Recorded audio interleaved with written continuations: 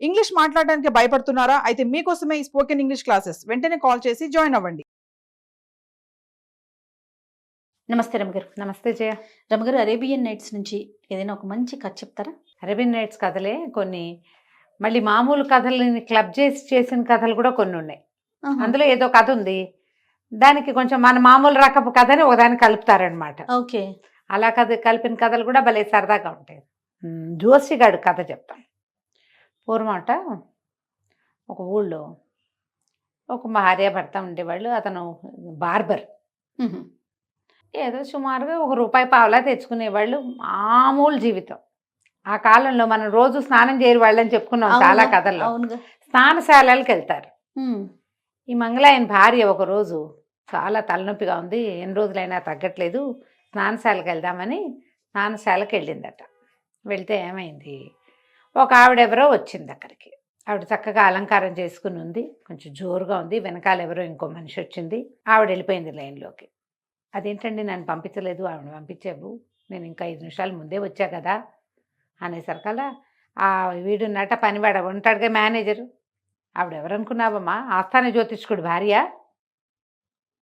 ఆవిడకి ఇవ్వాలిగా first preference. అంతే. ఆవిడ ఏమైనా సామాన్యురాలు అనుకున్నావా? ఆవిడ వెనకాల ఎవరున్నా సరే ముందు వాళ్ళందరినీ పక్క పెట్టాలి, ఆవిడని పంపించాలి అంతేనన్నాడు. కొళ్ళు మండిపోయింది. ఇప్పుడు జ్యోతిష్కుడికి కాదు, వాడి పెళ్ళానికా ఇంత గొప్ప? మరి ఒళ్ళు మండి ఇంటికి వెళ్ళిపోయింది. మొగుడిని తెగ తిట్టింది ఇంటికి వెళ్ళి.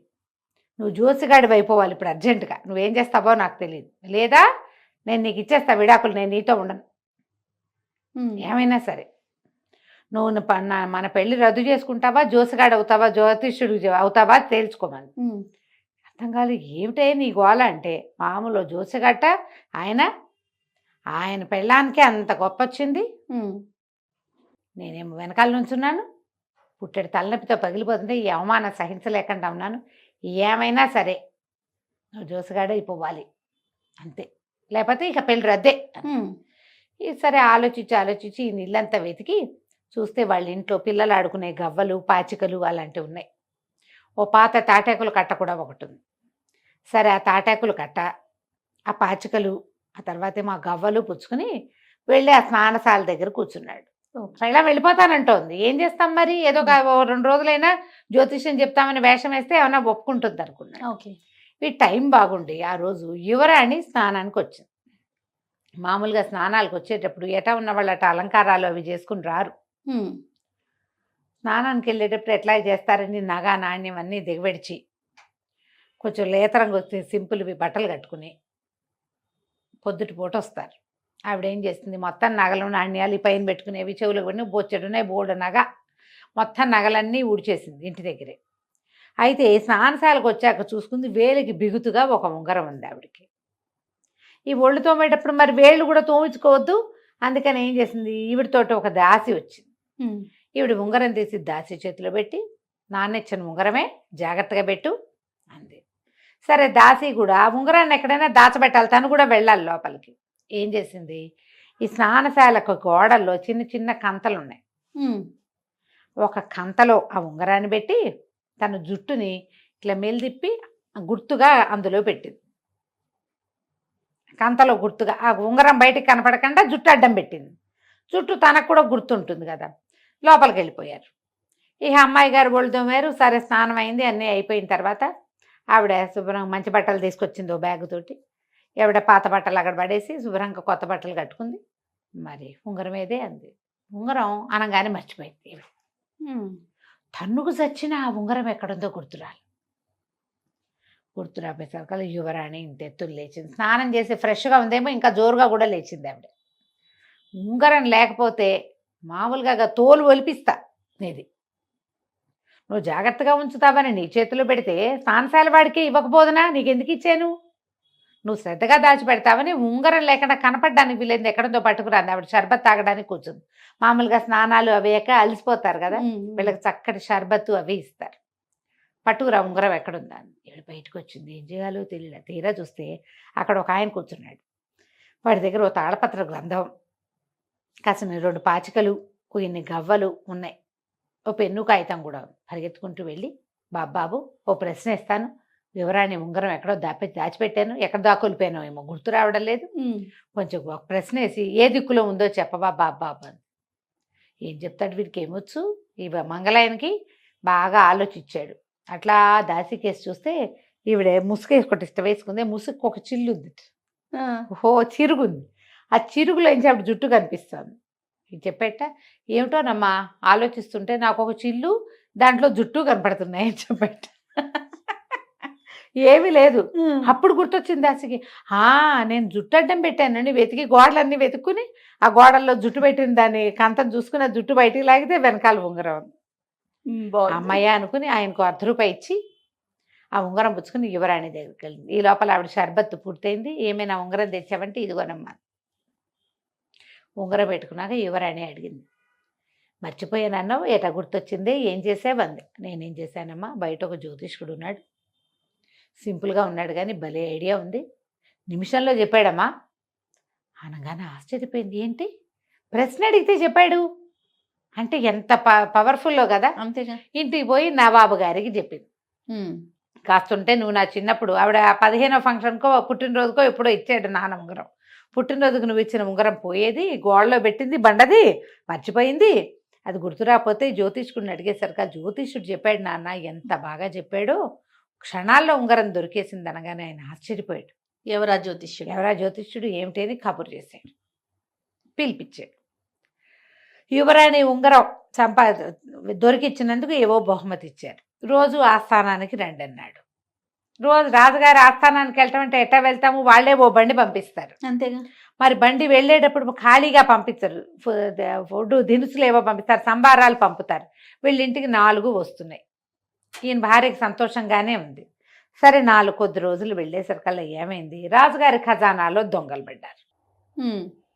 దొంగలు పడేసరికల్లా ఈయన ఆస్థాన జ్యోతిష్కుడిని వదిలిపెట్టి ఈయన దగ్గరకు వచ్చి, మీరు మహానుభావులు, పోయిన ఉంగరం పోయినట్టే పట్టేశారు, కాబట్టి పోయిన ఖజానాని పట్టుకోవాలి, మీకు 40 రోజులు గడివిస్తున్నా, 40 రోజుల్లో ఖజానాని వెతికి పట్టుకోండి. మీరు గ్రహాల్లో లెక్కేసుకుంటారా, జ్యోతి టైం కడతారా, మీరు ఏం కట్టినా సరే అనగానే వీడికి టెన్షన్ పుట్టేస్తుంది.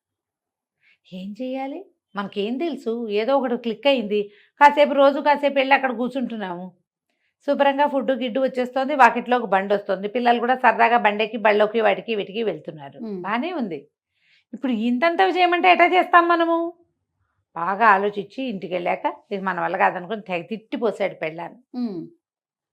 మామూలు తిట్ల, నీ వల్ల ఇరుక్కున్నాను ఇప్పుడు 40 రోజులు, ఈ 40 రోజుల్లో దొరకపోయిందంటే కొరతేస్తాడు రాజు, నవాబు గారు ఊరుకోడు అనేసరికల్లా భార్య అంది, సరే 40 రోజులు టైం ఉంది కదా, మరి ఓ పని చేస్తా, 40 ఖర్జూరాలు ఒక సంచులు వేసి పెడతా, లెక్కగా ఒక సీసాలు వేసి పెడతా, రోజు కూడా తిను, దొరికిందా దొరుకుతుంది. ఈ లోపల ఖజానా 40వ ఖర్జూరం అవ్వగానే మనకి డేట్స్ రోజుల లెక్క తెలిసిపోతుంది, డేట్స్తో డేట్లు తెలుస్తాయి. 40వ ఖర్జూరం అయిపోగానే పారిపోదాం, ఇక్కడ ఉండద్దు, మనకి రోజులు కొలత తెలిసేందుకు వేస్తానంది. సరేనని ఏం చేసింది, 40 ఖర్జూరాలు ఎంచి ఓ ఇంత గాజు సీసాలో వేసి ఈయన బయట కూర్చుంటాడు ఒక వసారాలో రోజు కాసేపు, జ్యోతిష్యం సామాన్లు పెట్టుకుని అక్కడ పెట్టింది. ఆ రోజు చీకటి పడ్డాక ఏమైంది, ఊళ్ళో అంతా చెప్పుకున్నారు, కొత్త జ్యోతిష్కుడికి యువరాణి ఉంగరాన్ని కనిపెట్టిన బ్రహ్మాండ నాయకుడికి దొంగతనం కేసు అప్పచెప్పారు. ఆయన 40 రోజుల్లో గ్రహాలని అంజనం వేసి పట్టేస్తానన్నట్ట అనగానే సరే దొంగల ముఠాకి ఈ సంగతి తెలిసింది. ఆ దొంగలు వీడి అదృష్టం బాగుండి 40 మంది. వాళ్ళల్లో ఒకడు వచ్చి ఈయన సంగతి ఏమిటో చూద్దామని వచ్చాడు. వాడు చీకటి పడే వేళకి వీళ్ళ వాకిట్లోకి వచ్చేసరికల్లా ఆవిడ ఆ సైగ చేసింది, అతనిలో ఒక ఖర్జూరం నోట్లో వేసుకొని చీకటి పడింది, రాత్రి ఆహారానికి అనమాట ముందు. ఈయన అందులోంచి 1 తీశాడు, 1 అని ఇంకా 39 ఉన్నాయి అన్నాడు. ఈ బయట నుంచిన వాడికి ఏమర్థమైంది, ఒకడు వచ్చాడు ఇంకా 39 మంది ఉన్నారు అంటున్నాడని అర్థమైంది. అయ్య బాబో వీడు కనిపెట్టేశాడు, లెక్కకొకళ్ళని చొప్పున అప్పచెప్తాడు ఏమిటోనని పరిగెత్తుకుంటూ వెళ్ళిపోయి వాళ్ళ నాయకుడికి చెప్పాడు. ఆయన 40 మంది ఉన్నారని తెలుసండి, ఆయన కనిపెట్టేశాడు, ఒక్కొక్క విషయం కనిపెడుతున్నాడు, నేను వాకిట్లోకి వెళ్ళంగానే ఒకడు వచ్చాడు ఇంకా 39 మంది ఉన్నారంటున్నాడండి అంటే నీ మొహం అంతలా ఎలా తెలుస్తుంది, జ్యోతిష్యాలు గీస్యాలు నేను నమ్మనన్నాడు. రెండో రోజు రెండో వాడు వెళ్ళాడు. ఈయన 2 ఇంకా 38 ఉన్నాయి అన్నాడు. మూడో రోజు 3, నాలుగో రోజు 4, ఇక రోజుకొకడు వచ్చాడు. ఈయనేమో రోజుకొక లెక్క చెప్తాడు. వాళ్ళు టంచనగా సాయంకాలం ఆయన ఖర్జూరాలు నోట్లో వేసుకునే టైంకే వస్తున్నారు. ఓకే. 39 రోజులు గడిచిపోయినాయి. 39వ రోజు సాయంకాలము వీళ్ళ నాయకుడే నిజంగా వీళ్ళు అంటున్నది కరెక్టా కాదా చూద్దామని వచ్చాడు. అన్నిట్లోకి అట్టడుగున ఉన్న ఖర్జూరం పెద్దది. ఈయన బయటికి తీసి 40యోది కూడా వచ్చేసింది, ఇది పెద్దది అన్నిటికంటే, దీంతో సమాప్తం అని ఆ ఖర్జూరం వలిచి నోట్లో వేసుకోగానే ఈ బయట ఉన్నవాడు నాయన నేనే పెద్దవాడిని నేనే నాయకుడిని కూడా వీడు కనిపెట్టేశాడు. జ్యోతిష్యుడు మామూలు వాడు కాదని లోపలికి వచ్చేసాడు. వచ్చి బాబు మమ్మల్ని క్షమించు, మమ్మల్ని వదిలిపెట్టి మమ్మల్ని పట్టించొద్దు, మా 40 మంది నీ కాళ్ళు పట్టుకుంటాం, నీకు 4 బానిసలను ఇస్తా, మరి పైన డబ్బులు ఇస్తా, మొత్తం దొంగిలించిన ఖజానా అంతా తెచ్చి అప్పచెప్తా, మేము మాత్రం జైల్లో పడకూడదు, ఇక్కడి నుంచి వెళ్ళిపోతే బతుకుంటే బలిసాకు తింటాం, ఖజానా దొరికిందంటే దొరికామా మేము ఇంకంతే కదా, మా జీవితాలు జైల్లోనే తెల్లారిపోతాయి, మొత్తం ఖజానా సొత్తంతా తెచ్చి నీకు అప్పచెప్తాను, నీకు పెద్ద బహుమతి ఇస్తాను, 4 బానిసల్ని సహాయానికి ఇస్తాను, 4 కంచరగాడిదలు ఇస్తాను, మమ్మల్ని వదిలిపెట్టే బాబాని బతిమలాడుకున్నారు. ఇంకేం చేస్తాడు, సరేనన్నాడు. పారిపోదామన్నా ఛాన్స్ లేదు ఇప్పుడు. వాడు తెల్లవారేసరికి గాడిదల మీద వేసుకుని వచ్చి ఆ ఖజానా సొత్తంతా అప్పచెప్పేశాడు. అవి పెద్ద పెద్ద పెట్టెలు, 4 పెట్టెలు, 4 పెట్టెలు తెచ్చి అప్పచెప్పాడు. వాకిట్లో 4 బానిసల్ని 4 గాడిదల్ని నుంచోబెట్టాడు. అక్కడి నుంచి 2 మూటలు తెచ్చిచ్చాడు, డబ్బులు వాడుకోండి, మా జోలికి రావద్దు. ఎప్పుడైనా ఇక ముందు మేము చిన్న పన్న దొంగతనాలు చేసి మా కేసులు నీ దగ్గరకు వస్తే నువ్వు మమ్మల్ని వదిలేసేయాలి, మమ్మల్ని పట్టించకూడదు, మేము నీకు బహుమతి చేస్తాం ఏదో ఒకటి. ఏం చేయాలి? తెల్లవారేసరికల్లా ఖజానా దొరికింది అన్నారు. రాజుగారి దగ్గరికి పట్టించుకెళ్ళారు. అంచనా వేసి ఈయన రప్పించాడు వాకిట్లోకి. ఎవరు తెచ్చిచ్చారు అవన్నీ ఎవరికి తెలుసు, అర్ధరాత్రి వచ్చినవి. అవును. సరే ఖజానా దొరికిపోయింది, పుచ్చుకున్నారు, అయిపోయింది. ఇక రాజుగారి బహుమతులు చిన్నవి కాదు, తక్కువ కాదు, 1 కాదు 2 కాదు, వీడిని తెగ పోషించేసేవారు.